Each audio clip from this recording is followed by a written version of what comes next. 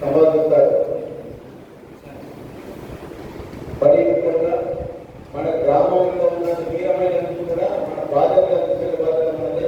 ప్రతి ఒక్కరు కూడా వీరమైన ఖచ్చితంగా తీసుకురావాలి. ఆ రోజు జైలు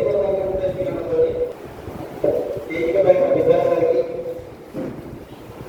మరియు నా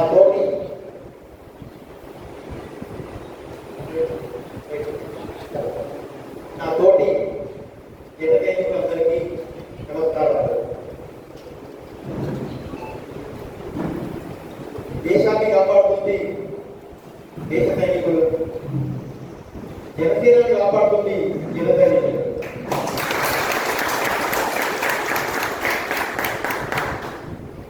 పవన్ కళ్యాణ్ గారు జన సైనికులు అని పేరు ఎప్పటికీ విడలేదు. ఎంతో ఆలోచించి పెట్టిన పేరే జన సైనికులు. పవన్ కళ్యాణ్ గారు ఏ పని చేసినా ముందు చూపుతోని ఆలోచించి చేస్తారు. ఆయన గురించి నాకు చాలా తెలుసు. 2008లో ప్రజారాజ్యం పార్టీలో యువరాజ్య విభాగానికి పవన్ కళ్యాణ్ గారు అధ్యక్షుడిగా ఉన్నప్పుడు నేను ఉమ్మడి ఆంధ్రప్రదేశ్లో ఆయన అధ్యక్షులైతే నేను ఆ యువరాజ్యం పార్టీకి స్టేట్ ఆర్గనైజింగ్ సెక్రటరీగా చేశాను.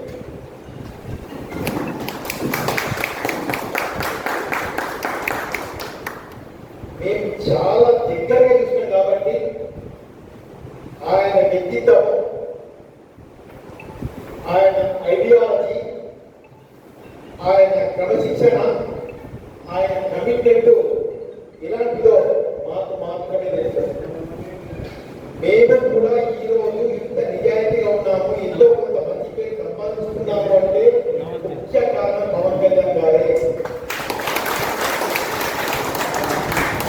ఆయన దగ్గర నేర్చుకున్న క్రమశిక్షణే ఈరోజు మమ్మల్ని స్థాయికి తీసుకొచ్చింది. అప్పట్లో యువరాజ్యం విభాగంలో ఉన్నటువంటి దాదాపు శ్రావణ్ కానివ్వండి, కల్వకుంట్ల వంశీ కానివ్వండి, అలాగే ఈరోజు టీటీడీ బోర్డు మెంబర్ ఉన్నటువంటి బొగుడూరి మైగ్రెంట్ గారు కానివ్వండి, మేమంతా పవన్ కళ్యాణ్ గారి దిమ్మల నుండి ఆయన నాయకత్వంలో పనిచేసిన కార్యకర్తలు.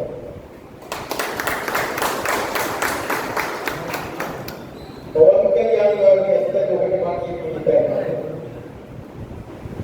జనసేన పార్టీ న్యాయంగా పార్టీ కాదు, కార్యకర్తల పార్టీ అని చెప్పాలి.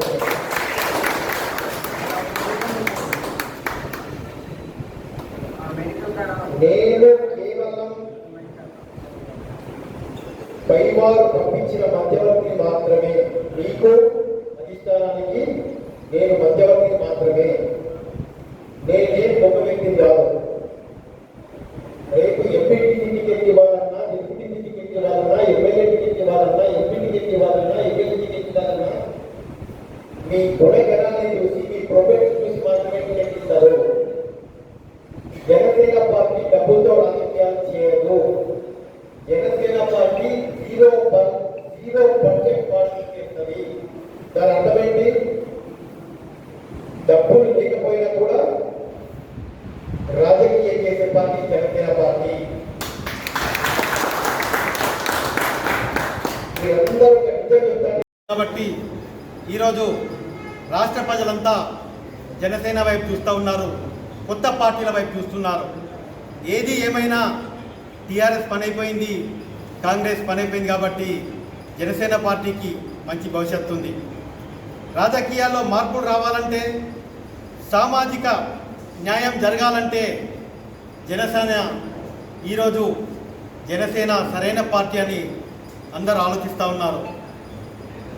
కాంగ్రెస్ కానివ్వండి, టీఆర్ఎస్ కానివ్వండి, ఎప్పుడైనా బీసీని ముఖ్యమంత్రి చేస్తా అని చెప్పడం జరిగిందా?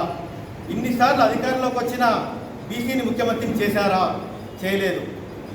ఆ దిశలో బీసీ ముఖ్యమంత్రి కావాలని కోరుకునే మొట్టమొదటి పార్టీ జనసేన పార్టీ.